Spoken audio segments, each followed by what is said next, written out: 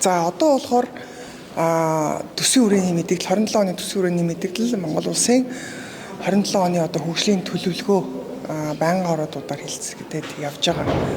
За тэгэхээр одоо энэ удаагийн одоо 27 оны төсөв бол бид нар юу хамгийн чухал харах хэрэгтэй вэ гэхээр яг энэ нийт одоо зарлага тэгээ одоо улсын нийт зарлага хэдэн төгрөгөөр хэдэн төгрөг тавьсан байна. Хэдэн төгрөг байхаар одоо төсөөлсөн байна.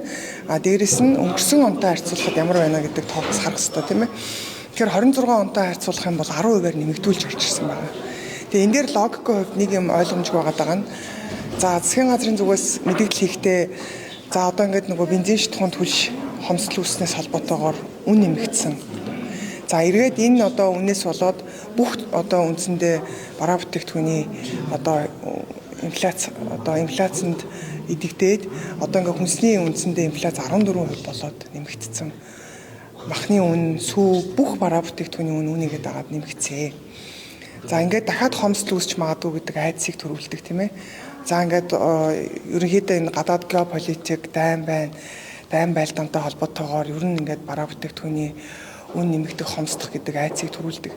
За хэрэв тийм бол одоо айл өрх юу гэж тооцох вэ гэхээр хамгийн түрүүнд одоо илүүдэл зарлаа хэмнэж эхэлнэ.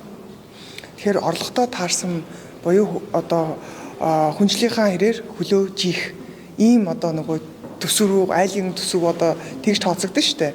За тэгэхээр тэгж чадсан юм уу гэхээр үгүй юм байна. Өнгөрсөн 26 онтой харьцуулахад 10%-аар нэмэгдэж орж ирсэн 36.5% болсон байна. 26 онд бол 32.9% байсан. За ингээд харахаар нэг зүйл байгаа.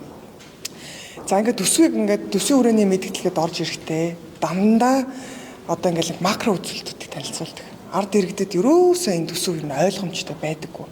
Яг ингээд бодит үр дүн гарах үс юм уу, хэмжих юм уу те энэ тодорхой байна уу гэхээр ингээд нэг макро үзүүлэлтүүдээр төвшин тавиад ингээд нэг ойлгомжгүй байдал орсноор болоод за ингээд төсөв хэрэгжээд явхад хамгийн гол нь төсөв чинь татвар төлөгчдийн мөнгөөр босч байгаа төсвийг эргүүлээд одоо зарцуулахдаа ард түмний амжиргааг сайжруулах нөгөө асуудлыг нь шийдэж өгөх тийм ээ. За хөдөө орон нутагт байгаа малчин өрхийн амжиргаа сайжрах. Дээрэс нь бид бүгдийн худалдан авах чадвар нэмэгдэх ёстой байхгүй юу? Тэгэхээр энэ нэмэгдсэн үг гэхээр эсэргээрээ одоо бүгд одоо хумигдчихэж штэ. Бүгд зардлаад хамж гин.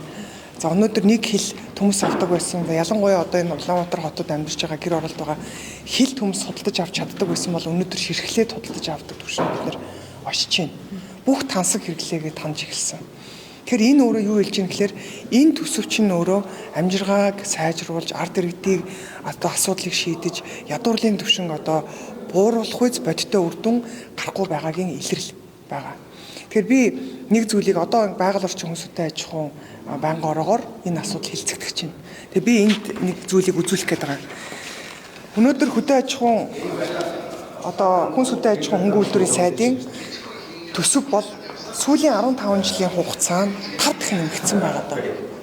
За ингээд энэ юу хэлж ийм гэхээр төсөвдөр за ингээд төсөв одоо 5 дахин нэмэгдчихэд өнөөдөр хөдөө орон нутаг малчин өрхийн амжиргаа сайжирсан юм уу гэдэг асуудлыг ярина тийм үү. Тэгэхээр хөдөөгийн малчин өрхийн одоо 20 онд орлого зарлагын хэмжээг харахаар өнөөдөр орлого зарлагын зөрүү хасах 84 мянга байна. Буюу зарлага нь орлогоосоо нэмэгдсэн байгаа. За тэгэхээр орлого бол тодорхой түвшинд нэмэгдсэн байгаа 25 онд харахад эсэргээрээ зарлага нь түүнээс ч илүү нэмэгдэж байгаа. Тэгэхээр малчин өрхийн ерөөсөө айл өрхийн одоо энэ зарлага нь нэмэгдээд өрнөөс өрний хооронд амьдарч байгаа. Тэгэхээр түрүү хэлсэн. Өнөөдөр сайдын төсөв 5 дахин сүүлийн 10 жил нэмэгдчихэд яг одоо хөрсөн дээр ард иргэдийн амьдрал яг л ийм байна. Тэгэхээр энэ өөрөө төсөв яг бодиттой үр дүн гарах ус байж чадчихна уу? Нөгөө энэ олон зарж байгаа төсвийг өргүү юм биш үстэй гэдэг асуудал бол ерөөсөө л яг энэ хэдхэн одоо статистик тоон дээр бол харагдаж байгаа. Тэгэхээр энэ удаагийн төсөв бол 10 дахин 10%-аар нэмэгдэж зарлага нэмэгдэж орж ирсэн байна. За яг хөгжлийн төлөвлөгөөг харах юм бол маш их учир дутагдaltaй. Өнөөдөр бид нар багш эмчнэрийн цалин нэмж чадахгүй байгаа штэ гэдэг байгаа мөртлөө танах боломжтой зөндөө олон зарлууд байна. Өнөөдөр ингээд доктортой хөгжлийг бий болгоно гэж мундаг зорилтууд дэвшүүлсэн төсвүүд ингээд хөгжлийн төлөвлөгөөнд дор ороод ирсэн мөртлөө за яг 27 онд энэ өөрөө бодит үр дүн гаргах чадах юм уу гэдэг ингээд харангууд үнэлгээ хийнэ, судалгаа хийнэ. маш их хэмжээний бүтээн байгуулалтын барилга байгууламжууд хүртэл оруулаад ирсэн байгаа байхгүй юу? Яг ингээ харах юм бол энэ бол дэвчиж болох зардал. Энэ яг бодит үр дүн өгөхгүй, амжиргааг бол сайжруулахгүй. Тэр барилга байшин чинь хизээ ашиглалтанд ороод хизээ ард түмэнд үр дүнгээ өгөх юм бэ? Өнөөдөр бидний хувьд нэг илүү барилга барих нь чухал юм уу? Эсвэл байгаа одоо барилга байгууламж бүтээмжин дээр бид бүтээмжээ сайжруулах дээр ажиллах юм уу? Цалин өсөө тэгвэл тэр зардлынхаа оронд цалин багш эмчнэрийнхаа цалин өсийг нэмэх юм уу гэдэг хүртэл асуудлууд байгаа. Тэгэхээр энэ шин засгийн газраас бол яг үнэ хэлэхэд төсвийн шинэ реформыг хүлээж исэн. Харамсалтай нь одоо эсрэгээр нь зарлага нэмэгдүүлээд одоо үр дүн хэмжигдэхүйц бус дахиад нөгөө л нэг одоо 10-20 жил бидний одоо нэг ойлгомжгүй юм макро тодорхой бусын бүрхэг төсөв орж ирсэн. Яг л нэг ийм л төсвийн хүрээ бол орж ирж байна. Мөн хөгжлийн төлөвлөгөөч гэсэн бас л одоо учир дутагдaltaй байгаа. Тийм учраас одоо улсын хурлын гишүүн миний хувьд бол ард түмнийг төлөөлж байгаа. Тэгэхээр бид нар бол шаардах хэрэгтэй. Ард түмэн ч гэсэн шаардах хэрэгтэй. Өнөөдөр бол сар ирэх тусам амжиргаа бол хэцүүдж байгаа учраас бид нар бол одоо энэ 27 онд хүлээгдэж байгаа төсвийг бүгдөө бол анхааралтай сонсох хэрэгтэй. Хэн ямар сайд, ямар төсөв оруулж ирж, ямар төлөвлөгөө оруулж ирж байгаа гэдэг дээр бүгд одоо шүүмжлэлтэй хандаж маш сайн анхаарах хэрэгтэй. Өгвөл бол бид нар 27 онд бүр л одоо энэ байдлаасаа бол хүндрэх ийм эрсдэл бол байгаа гэдэг бол одоо хэлэх ёстой гэж бодож байна. Сайдуудын төсөв дээр өөр ямар сайдын төсөв илүү данхар байгаа вэ? За тэгээд 27 оны төсөв дээр ер нь ахмадуудын тэтгэврийг нэмэх төсөв байгаа юм.